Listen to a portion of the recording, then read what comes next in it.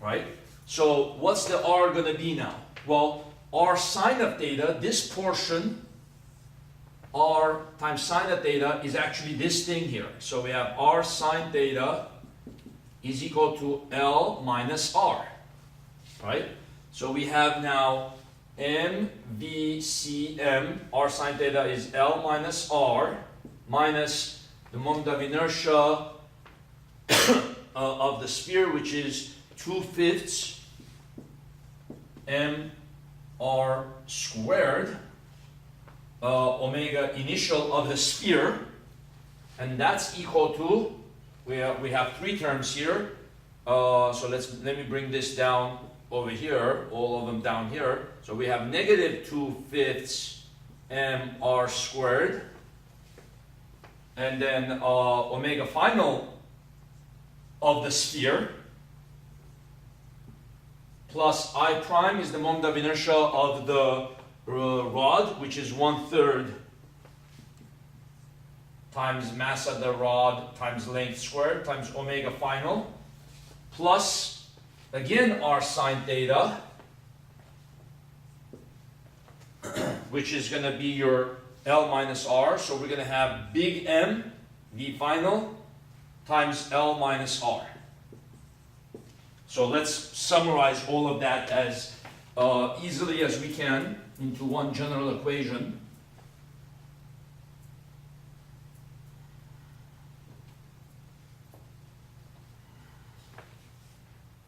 Okay, so we have M is the mass of the sphere.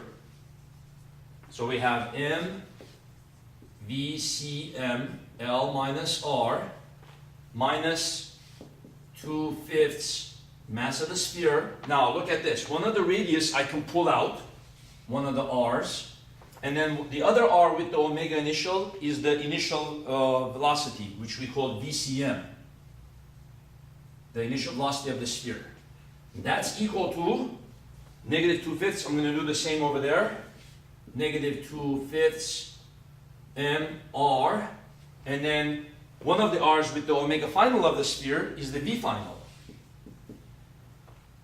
plus 1/3 mass of the rod L squared omega final. We can't really do much over there. And then you have mass of the sphere, and then V final, then L minus R times V final. We could combine these two because there's one unknown here, and that's about as simple as we can express it. So we can have M, we could also factor out the VCM. So M times L minus R minus 2/5 mr times VCM. So this represents the net angular momentum before the collision, and then this represents the angular momentum after the collision. So factor out the V final,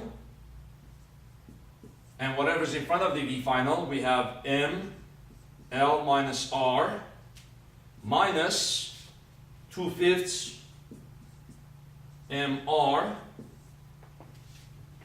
plus 1/3 ml squared omega final. So we have this equation, and we have this equation, the kinetic energy equation. Now let's actually put this with some numbers and see what we get. So let's say we have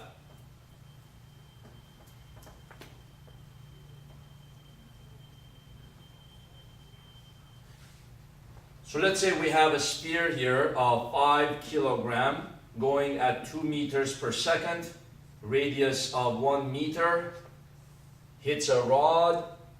The rod is 3 kilogram. The length of the rod is 4 meters. So let's apply it to that situation. So from this, what do we get? 7/10 mass of the rod is going to be, mass of the sphere is going to be 5. VCM is going to be 2. Equals to 7/10 mass of the sphere 5. V final squared plus 1/6 mass of the rod is going to be 3. And then length is going to be 4 squared, and then omega final squared. Okay?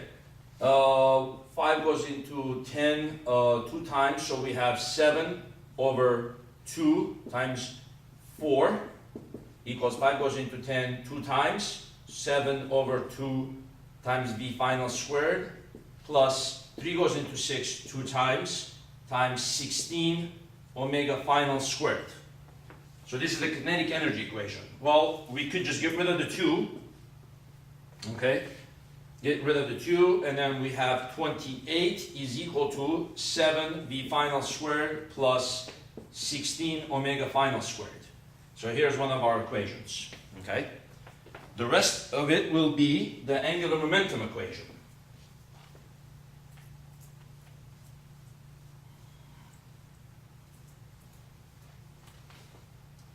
Okay, so now what do we have? Mass of the sphere, which is 5, L minus R, so in that case that's going to be 4 minus 1, minus 2/5 times the mass of the sphere, which is 5, times the radius of the sphere, which is 1,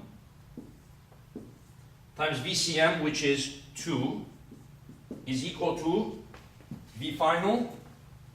So this whole thing again, so we have, this thing actually doesn't change, right? It's the same as what we have here.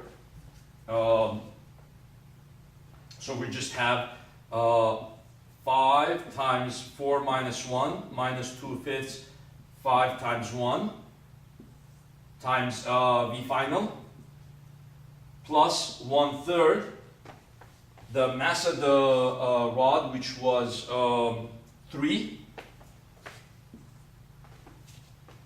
times the length of the rod, which is 4, squared. Omega final. Okay? So what is this going to be? 3. 5 times 3 is 15 minus 5 into 5 cancels. So that's going to be 2 times 2. And then the thing in the parentheses here is going to be the same as here, right? So it's going to be 3, 5 and 5 cancel. 15 minus 2, which is going to be 13, plus, and then what's this going to be? 1/3 times 3 times 4 squared, 3 cancel, so 16 omega final. Okay? So what does this reduce to? This one's 13 times 2, 26 is equal to 13 V final plus 16 omega final. There's one of your equations. 26 is 13 V final plus 16 omega final. You can't really simplify that at all. And then we could just do simple substitution. We can say V final is equal to 26 minus 16 omega final over 13, which is going to be what? 2 minus 16 over 13 omega final. Substitute that over there. Okay? 8 is equal to 7 times V final, so that's going to be 2 minus 16 over 13 omega final squared plus 16 omega final squared. I'm just going to put this into my solver. Okay, so after putting all of this in, I get omega final is equal to 1.29537 rads per second. It also gives me another answer, or 0 rads per second. Now, if I do it right, whenever you have an elastic collision problem, if you do it right, one of your answers comes out to be equal to its original velocity, right? Which means the collision never took place. So if the collision never took place, the rod was stationary, so omega final is 0, should be your other answer. So we don't accept this. So now take the omega final and then put it into here to get the V final. V final is equal to 2 minus 16 over 13 times 1.29537. Let's see what happens here. Now it's possible that V final might come out negative. So it came out positive, 0.405698 meters per second. So the sphere slowed down quite a bit. It still is going forward, but it did slow down. it was going 2 meters per second.